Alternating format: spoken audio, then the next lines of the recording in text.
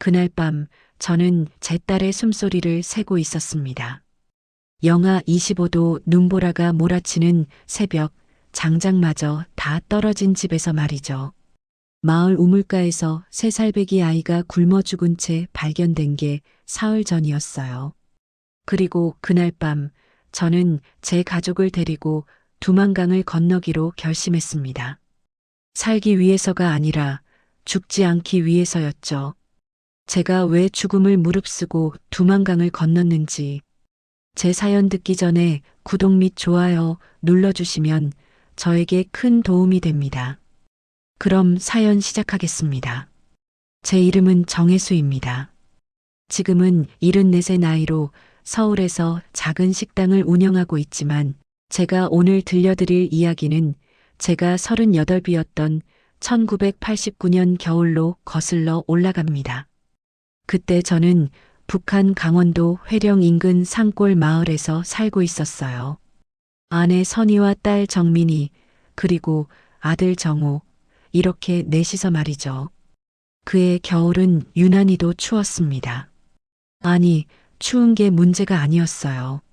먹을 게 없었죠. 배급이 끊긴 지는 이미 6달이 넘었고 집집마다 쥐 죽은 듯 조용했습니다. 조용한 게 아니라 정말로 죽어가고 있었던 거죠. 우리 마을만 해도 그해 겨울 들어 16명이 굶어 죽었어요. 16명이요. 그 중에는 제가 어릴 적부터 알던 사람들도 있었고 같은 반에서 일하던 동료도 있었습니다. 저희 둘째 딸 정민이는 그해 10살이었는데 한 달째 기침을 멈추지 못하고 있었어요. 처음엔 그냥 감기려니 했습니다. 하지만 시간이 갈수록 기침은 심해졌고 밤이면 숨 쉬는 소리가 가래 끓는 소리처럼 걸걸하게 변해갔죠. 아내 선희는 매일 밤 정민이 옆에 누워서 등을 쓰다듬어 주었지만 아이의 몸은 점점 더 뜨거워져만 갔습니다. 병원에 3번을 갔어요. 3번 모두 같은 대답이 돌아왔죠. 약이 없다고요. 의사 선생님도 어쩔 수 없다는 표정으로 고개를 저으며 말했습니다. 동무, 집에 가서 따뜻하게 해주고 물이라도 많이 먹이시오. 그것밖에는 방법이 없소. 따뜻하게 해주라고요. 장작도 없는데 어떻게 따뜻하게 해주란 말입니까? 저는 그날 병원 복도에 주저앉아서 한참을 울었어요. 38살 남자가 그것도 군대도 다녀오고 탄광에서 10년을 일한 사람이 병원 복도에서 소리 없이 울고 있었던 겁니다. 집으로 돌아오는 길에 우물가를 지나갔습니다. 그때 본 광경을 저는 평생 잊을 수가 없어요. 동네 아주머니 몇 분이 우물가에 모여 있었는데 그분들이 둘러싸고 있는 것은 3살짜리 아이였습니다. 김씨네 막내 아들이었죠. 그 아이는 물을 뜰어 나왔다가 그대로 앉은 채로 얼어 죽어 있었어요. 앉은 자세 그대로요. 손에는 아직 두레박줄을 쥐고 있었습니다. 저는 그 모습을 보고 다리에 힘이 풀려서 그 자리에 서 있을 수밖에 없었어요. 아주머니 한 분이 저를 보더니 말했습니다. 해수 동무, 동문의 딸애도 많이 아프다며? 빨리 나아야 할 텐데. 그 말에 저는 대답을 할 수가 없었습니다. 빨리 나아야 한다고요. 어떻게 낫습니까? 약도 없고 밥도 없고 장작도 없는데 말이죠. 저는 그냥 고개만 끄덕이고는 비틀거리며 집으로 돌아왔어요. 집에 도착했을 때 아내 선희는 부엌에서 무언가를 끓이고 있었습니다. 가까이 가보니 나무 껍질이었어요. 소나무 껍질을 벗겨다가 물에 끓여서 그 물이라도 아이들한테 먹이려고 하는 거였죠. 선희의 손은 껍질을 벗기느라 온통 상처투성이었습니다. 여보, 정민이는요? 제가 물었을 때 선희는 안방을 가리켰어요. 저는 천천히 방문을 열었습니다. 정민이는 누워서 눈을 감고 있었는데 숨을 쉴 때마다 가슴이 요란하게 오르내렸죠. 옆에서는 7살 정호가 누나 손을 꼭 잡고 있었습니다. 정호는 저를 보더니 작은 목소리로 물었어요. 아버지, 누나 괜찮아질 거죠? 저는 대답할 수가 없었습니다. 괜찮아질 거라고 말해줄 수가 없었어요. 거짓말을 하고 싶지 않았으니까요. 그래서 저는 정우의 머리만 쓰다듬어 주고는 다시 밖으로 나왔습니다. 그날 밤 저는 잠을 이룰 수가 없었어요. 옆방에서 들려오는 정민이의 기침 소리가 칼로 제 가슴을 찌르는 것 같았습니다. 한번 기침을 할 때마다 저도 같이 숨이 막히는 것 같았죠. 새벽 2시쯤 됐을 때 정민이의 기침 소리가 잠시 멈췄어요. 저는 화들짝 놀라서 벌떡 일어났습니다. 혹시 숨이 멎은 건 아닌가 하는 공포가 온몸을 휘감았죠. 방으로 달려가 보니 정민이는 그냥 잠든 거였습니다. 하지만 그 짧은 순간 제가 느낀 공포를 어떻게 설명할 수 있을까요? 제 딸이 죽을지도 모른다는, 아니 죽어가고 있다는 그 현실이 저를 질식시킬 것만 같았어요. 저는 마루로 나와 앉았습니다. 밤하늘에는 별이 총총했죠. 북쪽 하늘을 바라보니 북두칠성이 보였습니다. 어릴 적 아버지가 하셨던 말씀이 생각났어요. 아버지는 한국 전쟁 때 인민군으로 참전했다가 중공군의 개입으로 후퇴하면서 많은 전우를 이루셨죠. 전쟁이 끝나고 고향으로 돌아오신 아버지는 술만 드시면 이런 말씀을 하시곤 했습니다. 혜수야, 사람이 살려면 때론 도망쳐야 할 때가 있다. 명분보다 목숨이 먼저다. 그걸 모르고 버티다가 내 전우들이 다 죽었어. 그때는 무슨 말씀인지 잘 몰랐어요. 하지만 그날 밤 별을 보며 앉아있던 저는 아버지의 말씀을 비로소 이해했습니다. 여기서 버티다가는 우리 가족 모두 죽는다는 걸요. 특히 정민이는 확실하게 죽을 거라는 걸 알았죠. 새벽 3시쯤 대문 두드리는 소리가 났습니다. 조심스럽게 문을 열어보니 제 여동생 지연이었어요. 29살이던 지연이는 읍 공장 식당에서 일하고 있었는데 무언가를 품에 안고 와 있었습니다. 안으로 들어온 지연이는 조심스럽게 보자기를 풀었어요. 감자가 5개 들어 있었습니다. 오빠, 이거라도 정민이한테 줘요. 식당에서 몰래 빼온 거예요. 지연이의 손은 떨리고 있었어요. 만약 식당에서 식자재를 빼돌린 게 들키면 어떻게 되는지 우리는 너무나 잘 알고 있었습니다. 최소 노동단련대에 끌려가고 심하면 그보다 더한 처벌을 받게 되죠. 그런데도 지연이는 자기 목숨을 걸고 감자를 가져온 겁니다. 지연아, 이거 들키면 어떡하려고. 제가 말하자 지연이는 고개를 저었어요. 오빠, 나는 괜찮아요. 근데 정민이는 안 괜찮잖아요. 이대로 가다간 정민이 죽어요. 그 말에 제 가슴이 철렁 내려앉았습니다. 제가 생각하고 있던 걸 지연이도 알고 있었던 거죠. 아니, 어쩌면 모두가 알고 있었을지도 몰라요. 정민이가 죽어가고 있다는 걸 말입니다. 지연이는 제 눈을 똑바로 쳐다보며 말했습니다. 오빠, 여기 있으면 안 돼요. 떠나야 해요. 뭐? 중국으로 넘어가요. 아니면 우리 모두 죽어요. 저는 지연이의 말에 아무 대답도 할 수 없었어요. 사실 저도 생각은 하고 있었던 겁니다. 하지만 입 밖으로 꺼내지 못했죠. 탈북이라는 건 곧 배신자가 되는 거니까요.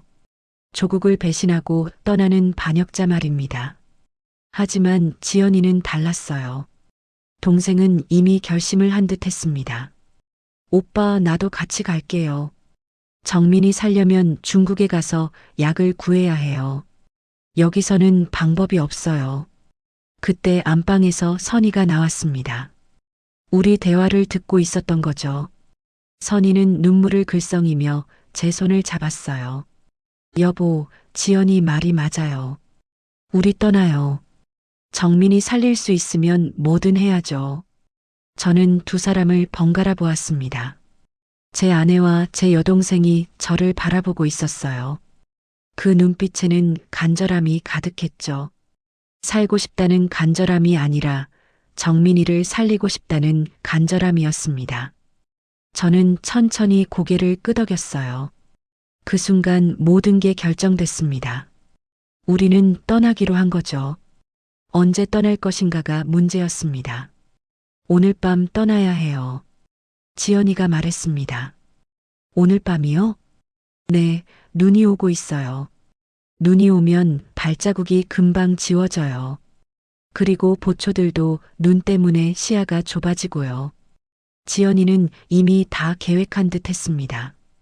어디로 가야 하는지, 어떤 길로 가야 하는지, 심지어 두만강 근처에서 도와줄 수 있는 사람까지 알고 있었어요. 아버지의 옛 전우 중 한 분이 국경 근처에서 밀수를 하고 있다고 했습니다. 박춘복 아저씨요? 아버지가 예전에 말씀하셨던 그분? 네, 그분이에요. 제가 한 달 전에 몰래 찾아갔어요. 그분이 도와주시겠대요. 저는 지연이를 새롭게 보게 됐습니다.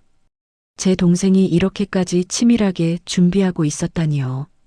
지연이는 단순히 도망치자는 게 아니라 진짜로 살아남을 방법을 찾고 있었던 겁니다. 준비는 간단하게 해요. 많이 가지고 가면 의심받아요. 옷 한 벌씩만 더 챙기고 먹을 건 이 감자하고 제가 가져온 옥수수 가루가 전부예요. 지연이는 다시 보자기를 풀어 옥수수 가루 한 봉지를 꺼냈습니다. 선이는 그걸 받아들고는 부엌으로 들어갔어요. 얼마 후 나온 선이의 손에는 작은 주먹밥 6개가 들어 있었습니다. 옥수수 가루에 감자를 섞어서 만든 거였죠. 이게 우리가 가진 전부예요.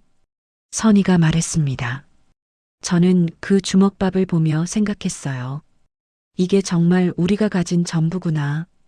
이것만 가지고 두만강을 넘어야 하는구나. 저는 벽장으로 가서 아버지의 낡은 군용 외투를 꺼냈습니다. 아버지가 한국 전쟁 때 입으셨던 외투였죠. 돌아가시기 전에 제게 주시며 말씀하셨어요. 혜수야, 이 외투는 나를 살려줬다. 언젠가 너도 이게 필요할 때가 올 거다. 그때는 무슨 말씀인지 몰랐어요. 하지만 이제 알았습니다. 아버지는 이미 알고 계셨던 거죠. 언젠가 제가 이 외투를 입고 도망쳐야 할 날이 올 거라는 걸 말입니다. 외투를 입으며 저는 속으로 중얼거렸습니다. 아버지, 오늘 우리 두만강을 건너갑니다. 저를 용서해 주십시오. 새벽 3시 반, 우리는 집을 나섰습니다. 정민이는 제가 업었고 정우는 선이가 손을 잡고 걸었어요. 지연이는 앞장서서 길을 안내했습니다. 눈은 계속 내리고 있었고 바람은 얼굴을 때렸죠. 마을을 벗어나기 전에 저는 뒤를 돌아봤습니다. 우리가 살던 집이 눈 속에 희미하게 보였어요. 저 집에서 정민이가 태어났고 정우가 태어났죠. 선이와 결혼해서 10년을 살았던 집이었습니다. 이제 다시는 돌아오지 못할 집이었어요. 오빠 가요. 지연이의 목소리에 저는 다시 앞을 봤습니다. 그리고 발걸음을 옮겼죠. 한 걸음, 또 한 걸음. 그렇게 우리는 눈보라 속으로 걸어 들어갔습니다. 산길은 험했어요. 눈이 무릎까지 쌓여 있어서 걷기가 쉽지 않았죠. 정민이를 업고 있던 제 등은 금방 땀으로 젖었습니다. 하지만 멈출 수 없었어요. 새벽이 오기 전에 최대한 멀리 가야 했으니까요. 1시간쯤 걸었을 때 정우가 주저앉았습니다. 아버지, 저 못 걷겠어요. 7살 아이에게는 너무 가혹한 길이었죠. 선이가 정우를 안아 올리려 하자 지연이가 말했어요. 형님, 제가 정우 업을게요. 형님은 체력 아껴야 해요. 지연이는 정우를 업고 다시 걷기 시작했습니다. 29살 여자가 7살 아이를 업고 눈밭을 걷는 모습을 보며 저는 눈물이 났어요. 이게 맞는 건가 싶었죠. 이렇게까지 해서 도망쳐야 하나. 하지만 등에 업힌 정민이의 뜨거운 체온이 느껴질 때마다 저는 다짐했습니다. 이게 맞다고, 우리는 살아야 한다고 말이죠. 2시간을 더 걸었을 때 지연이가 갑자기 멈춰 섰습니다. 오빠, 저기. 지연이가 가리키는 쪽을 보니 멀리서 불빛이 보였어요. 그리고 개 짖는 소리가 들렸습니다. 궁견이었죠. 보초들이에요. 지연이가 속삭였습니다. 우리는 숨을 죽이고 그 자리에 웅크렸어요. 불빛은 우리가 있는 방향으로 천천히 다가오고 있었습니다. 심장이 터질 것만 같았어요. 여기서 들키면 끝이었죠. 우리 모두 끌려가서 처벌받을 게 뻔했습니다. 정민이는 병원도 못 가보고 죽을 거고 우리 가족은 뿔뿔이 흩어질 거였어요. 움직이지 마세요. 지연이가 작은 목소리로 말했습니다. 우리는 눈 속에 엎드렸어요. 차디찬 눈이 얼굴에 닿았지만 움직일 수 없었습니다. 개 짖는 소리가 점점 가까워졌어요. 그때였어요. 정우가 기침을 하려는 걸 선희가 손으로 막았습니다. 정우는 숨이 막혀서 얼굴이 빨개졌지만 소리를 내지 않았어요. 7살 아이가 그렇게 참아내는 걸 보며 저는 가슴이 찢어지는 것 같았습니다. 불빛이 우리 머리 위를 지나갔어요. 보초가 손전등으로 주변을 비추고 있었던 겁니다. 저는 눈을 감고 기도했어요. 제발, 제발 우리를 발견하지 마세요. 한참이 지나고 개 짖는 소리가 멀어졌습니다. 보초들이 다른 방향으로 간 거죠. 우리는 그제야 숨을 쉴 수 있었어요. 오빠, 빨리 가요. 눈이 우리 발자국 덮기 전에 멀리 가야 해요. 지연이의 말에 우리는 다시 일어났습니다. 하지만 일어서는 순간 지연이가 비명을 삼켰어요. 아, 지연아, 왜 그래? 발목을 삔 것 같아요. 지연이는 발을 디딜 수가 없었습니다. 눈 속에 웅크리고 있다가 갑자기 일어서면서 발목을 접질린 거였죠. 이게 무슨 일입니까? 지연이가 걸을 수 없다면 우리는 어떻게 해야 할까요? 지연이가 발목을 접질렀을 때 저는 세상이 무너지는 것 같았습니다. 여기서 멈출 수는 없었어요. 보초들이 언제 다시 돌아올지 모르는 상황이었고 눈은 계속 내리고 있었지만 발자국을 완전히 지우기에는 시간이 부족했죠. 오빠, 나 놔두고 가요. 지연이가 떨리는 목소리로 말했습니다. 발목을 붙잡고 있는 동생의 얼굴은 고통으로 일그러져 있었어요. 하지만 그보다 더한 건 동생 눈빛에 담긴 절박함이었습니다. 자기 때문에 우리 모두가 죽을 수 있다는 걸 알고 있었던 거죠. 무슨 소리야? 가족은 버리는 게 아니야. 저는 지연이를 업었습니다. 등에는 이미 정민이가 있었지만 선택의 여지가 없었어요. 정민이를 앞으로 안고 지연이를 업는 형태로 자세를 바꿨죠. 38살 남자의 몸에 10살 딸과 29살 여동생의 무게가 실렸습니다. 오빠 안 돼요. 이러다 오빠가 쓰러져요. 입 다물고 있어. 체력 아껴. 저는 이를 악물고 발걸음을 옮겼습니다. 한 걸음 내디딜 때마다 무릎이 휘청거렸고 등과 허리에서는 뼈가 부서지는 것 같은 통증이 느껴졌어요. 하지만 멈출 수가 없었습니다. 저 뒤에는 선희가 정호의 손을 잡고 따라오고 있었고 제가 쓰러지면 우리 가족 모두가 끝이었으니까요. 눈은 더 거세게 내렸습니다. 앞이 보이지 않을 정도였죠. 어쩌면 그게 다행이었는지도 몰라요. 눈보라 때문에 보초들도 우리를 발견하기 어려웠을 테니까요. 하지만 동시에 우리도 길을 잃을 수 있다는 위험이 있었습니다. 여보, 괜찮아요? 선희가 뒤에서 물었습니다. 목소리에서 걱정이 묻어났어요.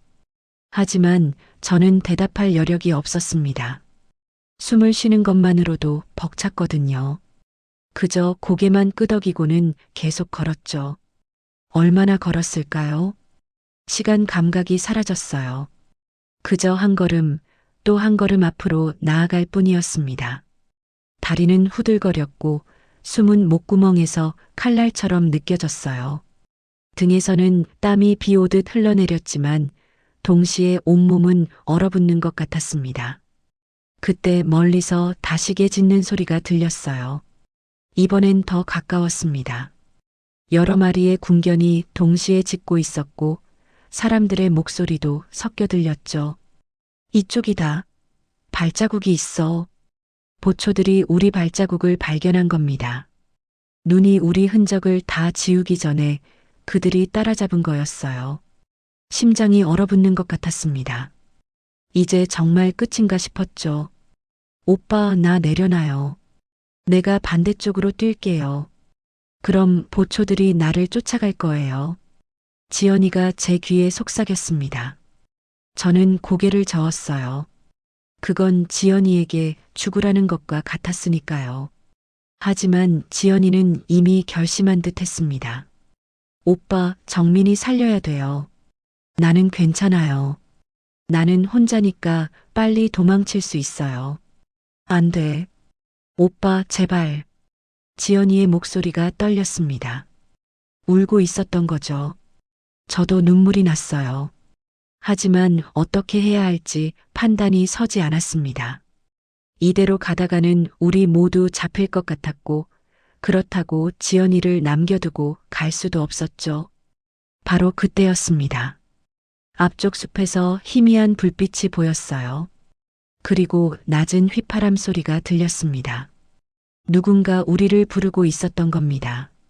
저기에요. 박춘복 아저씨예요. 지연이가 외쳤습니다. 저는 마지막 남은 힘을 쏟아부어 그쪽으로 달려갔어요. 아니, 달렸다기보다는 비틀거리며 나아갔다고 해야 맞을 겁니다. 뒤에서는 선희가 정우를 거의 끌다시피 하며 따라왔죠.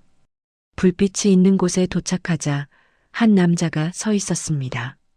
50대쯤 돼 보이는 그 남자는 아버지의 옛 전우 박춘복이었어요. 춘복 아저씨는 우리를 보자마자 재빨리 손짓했습니다. 빨리 이리 와. 아저씨는 우리를 바위 뒤편으로 안내했어요. 거기에는 작은 동굴이 있었습니다. 우리는 그 안으로 숨어들었죠. 춘복 아저씨는 동굴 입구를 나뭇가지와 눈으로 가리고는 우리 옆에 앉았습니다. 숨소리 줄이고 가만히 있어. 아저씨의 말에 우리는 숨을 죽였어요. 얼마 지나지 않아 궁견 소리가 바로 코앞까지 다가왔습니다. 보초들이 동굴 바로 앞을 지나가고 있었던 거죠. 이상하네. 발자국이 여기서 끊겼는데 눈 때문에 지워진 거 아니겠어? 아니야, 분명히 이쪽으로 왔어. 보초들의 목소리가 들렸습니다. 저는 정민이와 지연이를 꼭 안고 있었어요.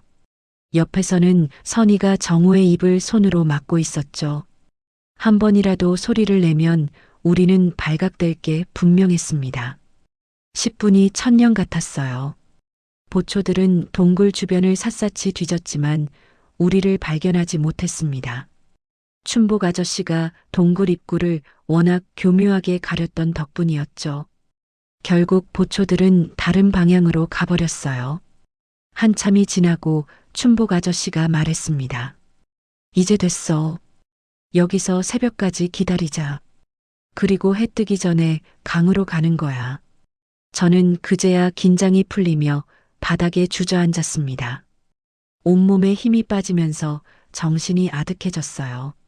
하지만 정신을 놓을 수는 없었습니다. 아직 두만강이 남아 있었으니까요. 춘복 아저씨는 품에서 작은 보온병을 꺼냈습니다. 이거 마셔. 따뜻한 물이야. 우리는 돌아가며 물을 마셨어요.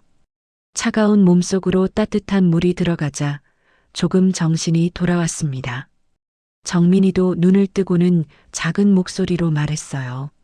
아빠, 춥지 않아요. 딸의 그 말에 저는 눈물이 났습니다. 추운데도 춥지 않다고 말하는 아이의 마음을 어떻게 설명할 수 있을까요? 정민이는 우리가 걱정할까봐 거짓말을 하고 있었던 겁니다. 조금만 참아. 곧 따뜻한 데 갈 거야. 제 말에 정민이는 고개를 끄덕였어요. 그리고 다시 눈을 감았습니다. 열은 여전히 높았고 숨소리는 거칠었죠. 시간이 얼마 남지 않았다는 걸 저는 알 수 있었습니다. 동굴 밖에서는 눈보라가 계속됐습니다. 바람 소리가 마치 누군가 울부짖는 것 같았어요. 우리는 서로를 껴안고 체온을 나누며 새벽을 기다렸습니다. 그리고 그 긴긴 밤이 지나고 동쪽 하늘이 희미하게 밝아오기 시작했을 때 춘복 아저씨가 말했습니다. 이제 가자. 두만강까지는 1시간이면 돼. 우리는 다시 일어났어요. 몸은 얼어붙어 있었고 관절은 뻣뻣했지만 움직여야 했습니다. 이제 정말 마지막이었으니까요. 두만강만 건너면 우리는 살 수 있었어요. 최소한 정민이는 살릴 수 있었습니다. 두만강이 눈앞에 펼쳐졌을 때 저는 숨이 멎는 줄 알았습니다. 강은 얼어 있었지만 완전히 얼지는 않았어요. 군데군데 검은 물이 보였고 얼음은 희끄무레하게 금이 가 있었죠. 춘복 아저씨는 강을 바라보며 한숨을 쉬었습니다.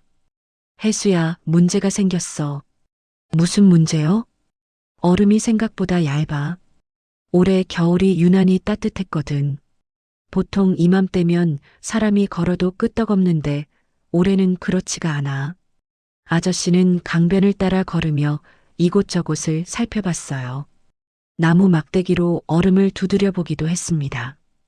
그때마다 얼음에서는 둔탁한 소리가 났고 어떤 곳에서는 금이 가는 소리까지 들렸죠. 얼마나 위험한 거예요? 선희가 떨리는 목소리로 물었습니다. 춘복 아저씨는 우리를 돌아보며 무겁게 입을 열었어요. 한두 명이면 괜찮아. 근데 너희는 6명이잖아. 동시에 건너기엔 무게가 너무 나가. 그 말에 우리는 모두 얼어붙었습니다. 6명이 함께 건널 수 없다는 말이 무엇을 의미하는지 모를 리 없었죠. 누군가는 남아야 한다는 뜻이었으니까요. 그럼 어떻게 해야 해요? 제가 물었을 때 춘복 아저씨는 한참을 망설이다가 말했습니다. 어른 둘, 애들 둘, 그리고 1명 더. 이렇게 5명까지는 가능할 것 같아.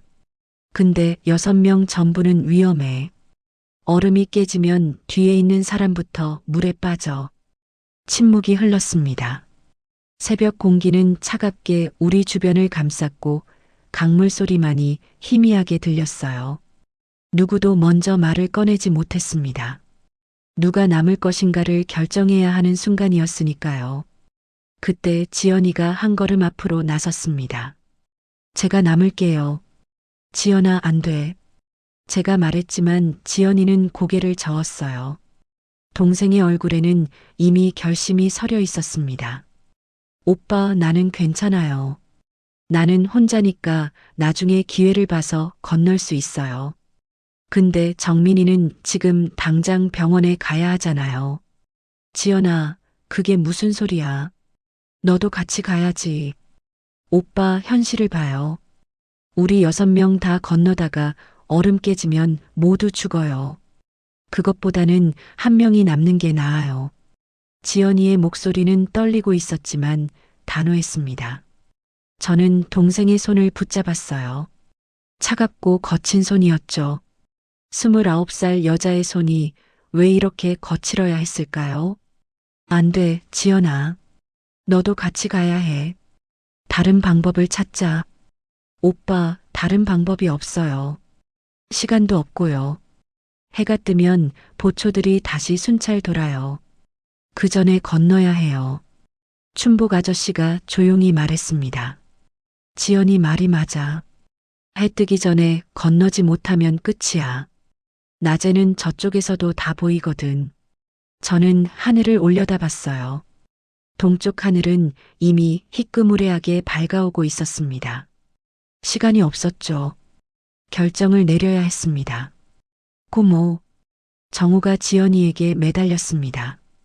7살 아이도 무슨 일이 벌어지고 있는지 알고 있었던 거예요. 지연이는 무릎을 꿇고 정우의 눈을 바라봤습니다. 정우야, 고모는 조금 있다가 갈 거야. 너희가 먼저 가 있어.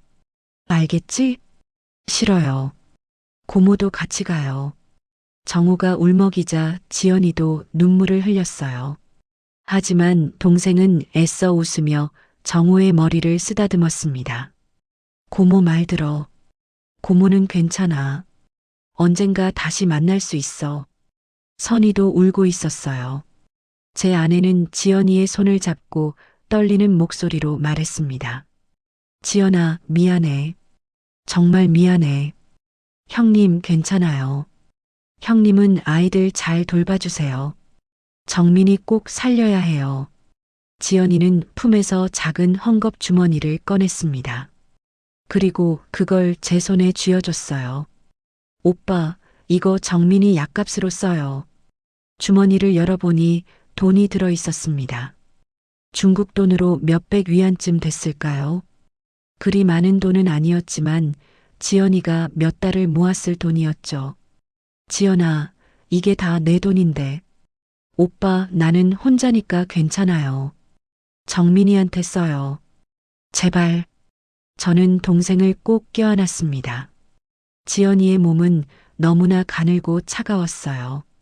이런 동생을 여기 남겨두고 간다는 게 말이 됩니까? 하지만 선택의 여지가 없었습니다. 지연아, 미안하다. 정말 미안하다.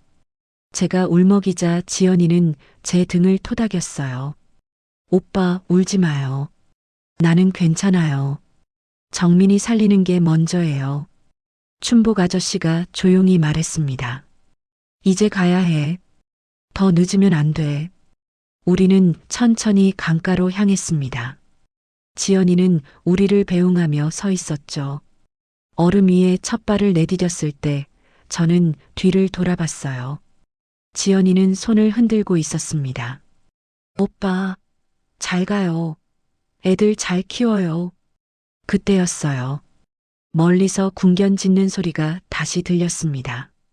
보초들이 다시 이쪽으로 오고 있었던 거죠. 지연이는 우리를 돌아보며 소리쳤습니다. 빨리 가요.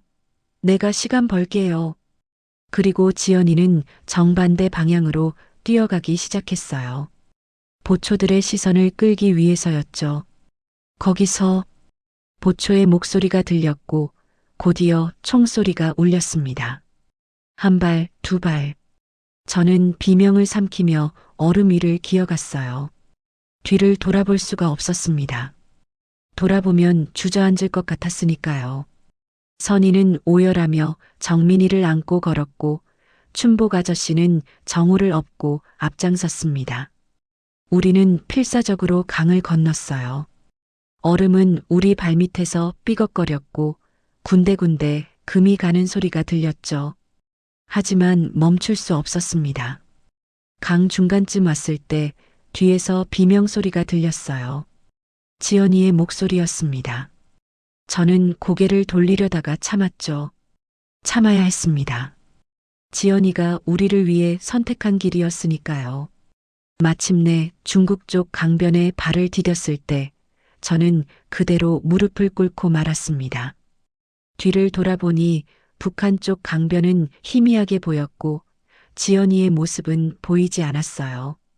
동생이 어떻게 됐는지 알 수 없었습니다. 지연아, 제가 외쳤지만 대답은 없었습니다. 눈보라만이 강 위를 휘몰아칠 뿐이었죠. 선희는 제 옆에 주저앉아 울고 있었고 정우는 정신없이 울부짖었습니다. 정민이는 제 품에 안겨 희미하게 숨을 쉬고 있었어요.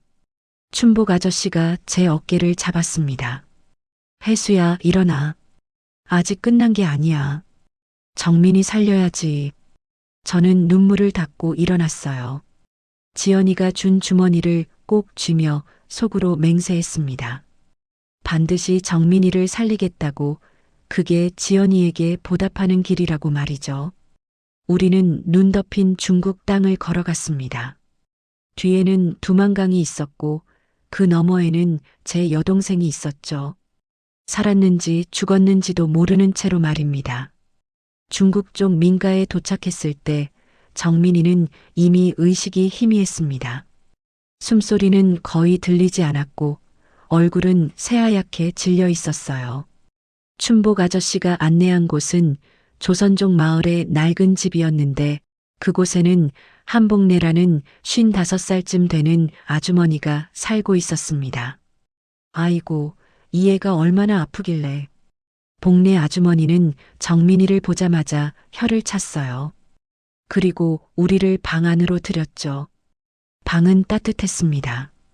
온돌이 데워져 있었거든요. 한 달 만에 느껴보는 따뜻함이었어요. 일단 애를 눕혀요.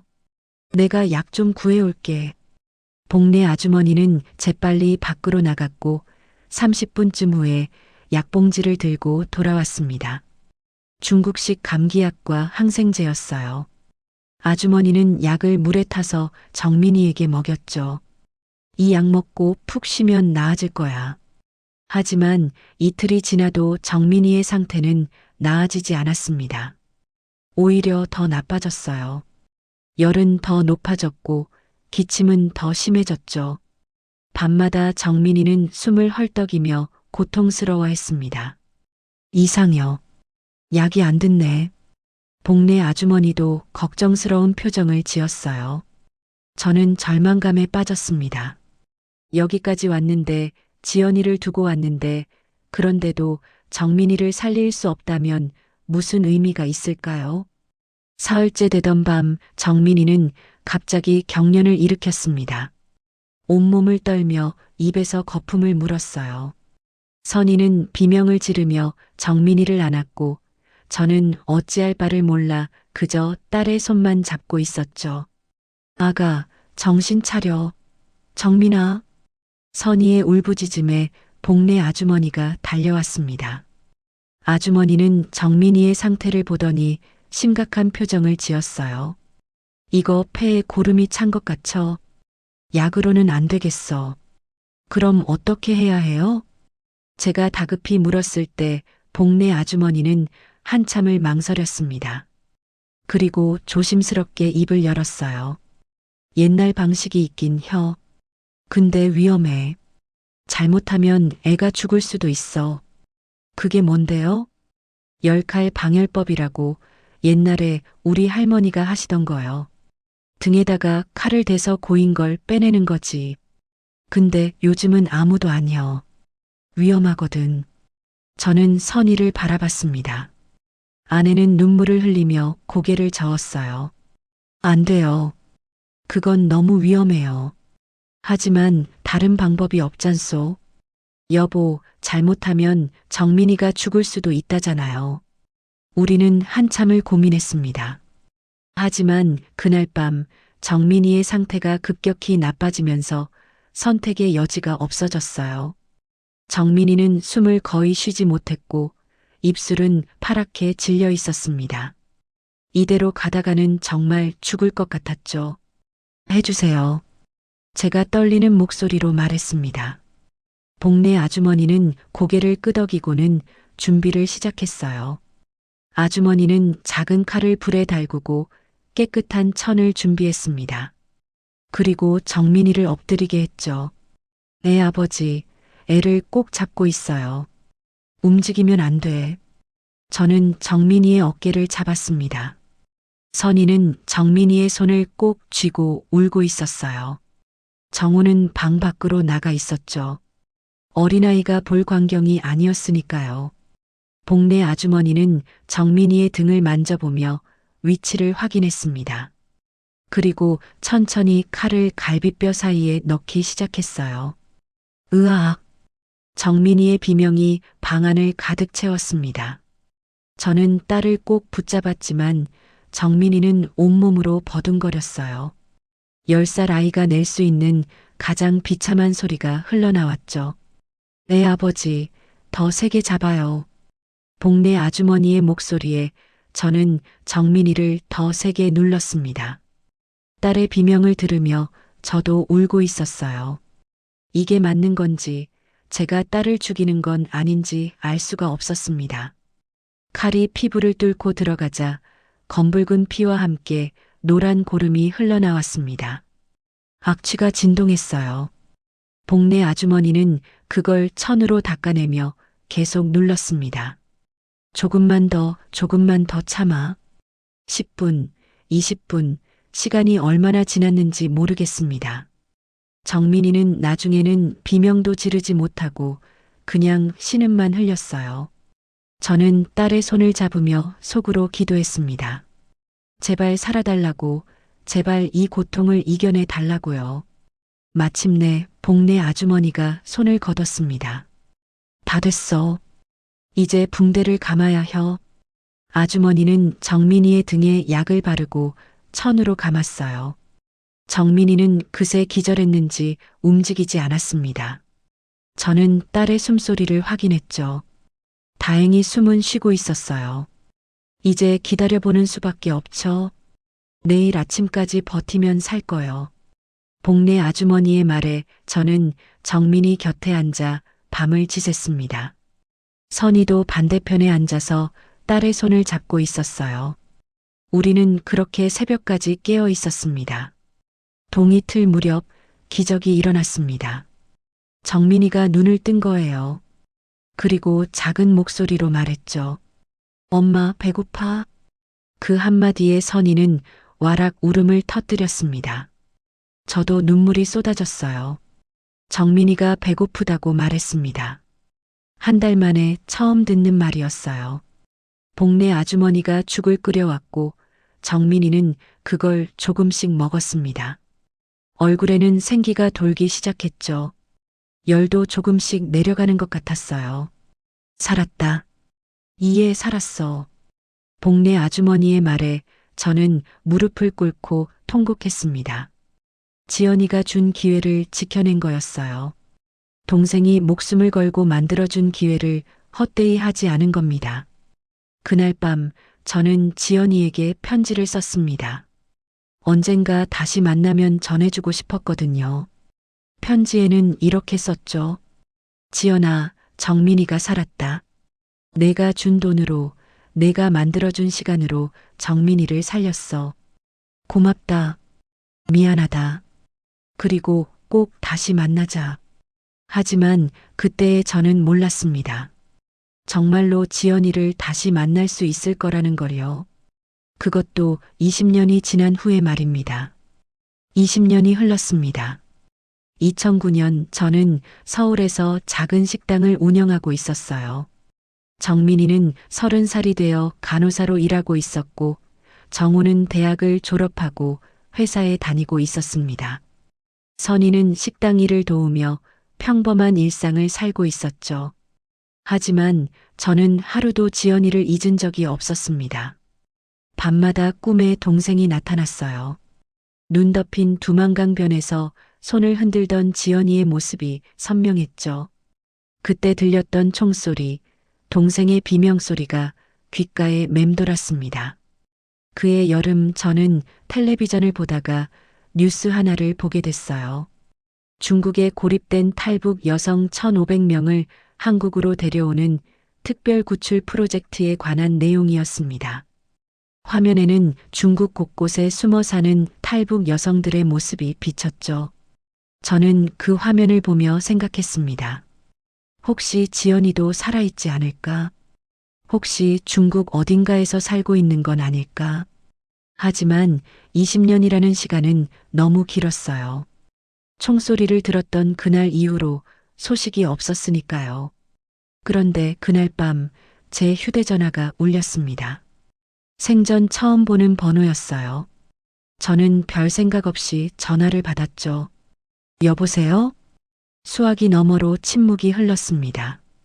그리고 한참 후 떨리는 여자 목소리가 들려왔어요.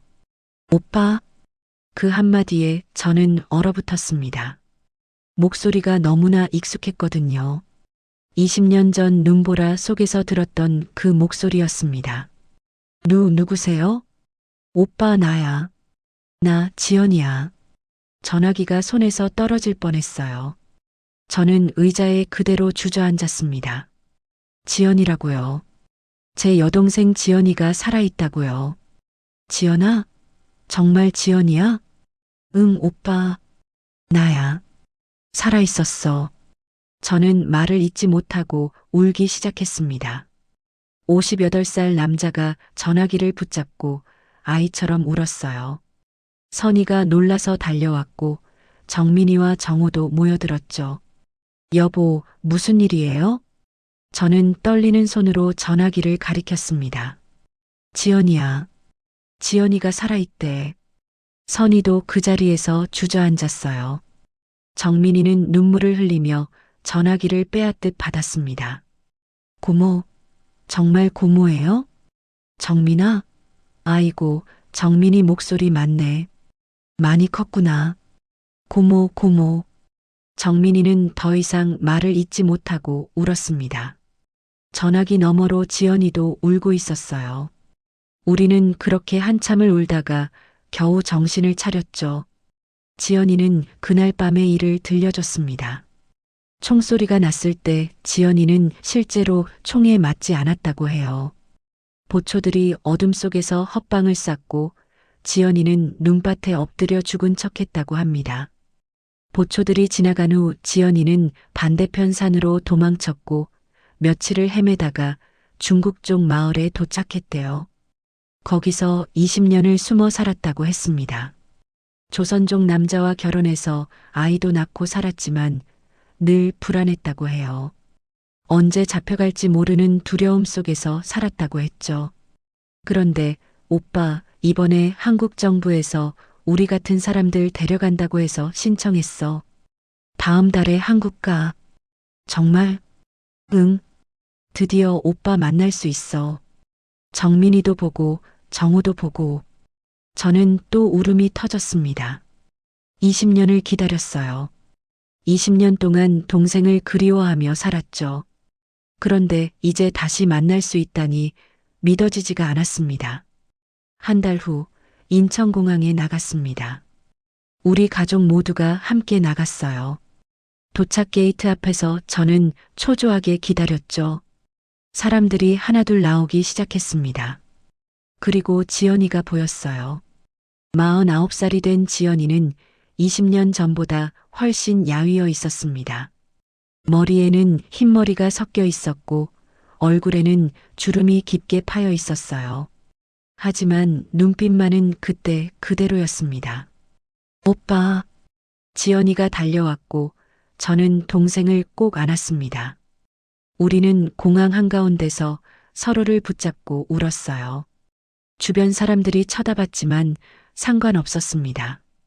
20년 만에 만난 남매였으니까요. 오빠 미안해. 이제야 왔어. 무슨 소리야. 살아있어줘서 고마워. 정말 고마워. 정민이가 지연이를 안았습니다. 30살이 된 정민이는 건강한 모습이었어요.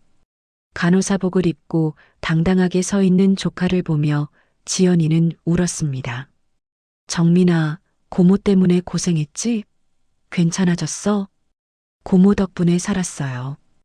고모가 그날 우리를 보내주셔서 제가 병원 갈 수 있었고 약을 받을 수 있었어요. 이제는 제가 고모를 돌봐드릴게요. 정우도 지연이를 안았습니다. 27살이 된 정우는 당시 7살 때 일을 기억하고 있었어요. 고모, 그때 고모가 절 업어주셨죠. 기억나요. 정우야 많이 컸구나. 이제 완전히 어른이네. 우리는 공항에서 한참을 서 있었습니다. 서로를 껴안고 울면서 20년의 시간을 채웠죠. 선희도 지연이의 손을 잡고 울었어요. 지연아, 그동안 얼마나 힘들었어. 정말 미안해. 형님, 아니에요. 우리 모두 살아서 다시 만났잖아요. 그걸로 됐어요. 그날 저녁, 우리는 제 식당에 모여 앉았습니다. 지연이를 위해 준비한 음식이 상에 가득했어요. 지연이는 한참을 음식만 바라보다가 젓가락을 들었습니다. 오빠, 이게 꿈만 같아. 내가 정말 한국에 온 거 맞아? 맞아, 지연아. 이제 우리 다시는 헤어지지 않아. 우리는 밤늦도록 이야기를 나눴습니다.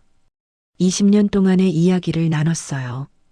지연이가 중국에서 어떻게 살았는지, 저희가 한국에 와서 어떻게 정착했는지 말이죠. 정민이는 지연이에게 말했습니다. 고모, 제가 간호사가 된 이유가 있어요. 고모처럼 누군가를 살리고 싶어서요. 고모가 저를 살려주셨잖아요. 지연이는 정민이의 손을 꼭 잡았어요. 정민아, 고모는 아무것도 안 했어. 너희 아버지가 다 하신 거야. 아니에요. 고모가 그날 남아주셔서 제가 살 수 있었어요. 고모의 희생이 있었기에 제가 지금 여기 있는 거예요. 저는 두 사람을 바라보며 눈물을 흘렸습니다. 그날 밤 눈 덮인 두만강변에서 우리는 살기 위해 서로를 놓아줘야 했습니다. 하지만 결국 우리는 다시 만났어요. 20년이라는 긴 시간이 걸렸지만 말이죠. 그날 밤 잠들기 전에 저는 창밖을 바라봤습니다. 서울의 야경이 펼쳐져 있었어요. 빛나는 불빛들 사이로 사람들이 오가고 있었죠. 20년 전 우리가 목숨 걸고 찾아온 이곳이었습니다. 여보, 자요.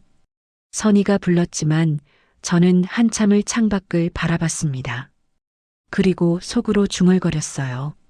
지연아, 우리 해냈다. 우리 모두 살아남았어. 정민이도 살았고, 정우도 잘 컸고, 너도 돌아왔어.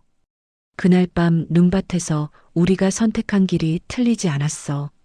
창밖 어딘가에서 눈이 내리기 시작했습니다. 하얀 눈송이가 밤하늘을 수놓았어요. 20년 전 그날 밤처럼 말이죠. 하지만 이제 그 눈은 두렵지 않았습니다. 우리는 이미 가장 추운 겨울을 견뎌냈으니까요. 그날 밤 저는 처음으로 편안하게 잠들 수 있었습니다. 20년 동안 짊어졌던 죄책감과 그리움을 내려놓을 수 있었어요. 지연이가 돌아왔으니까요. 우리 가족이 다시 온전해졌으니까요. 이것이 저희 가족의 이야기입니다. 1989년 겨울 눈보라 속에서 시작된 이야기는 2009년 여름 인천공항에서 끝이 났어요. 아니, 끝이 아니라 새로운 시작이었죠. 함께할 수 있는 새로운 시작 말입니다. 제 긴 사연 들어주셔서 감사합니다. 여러분은 제 사연을 어떻게 느끼셨는지 댓글로 말씀 남겨주세요. 감사합니다.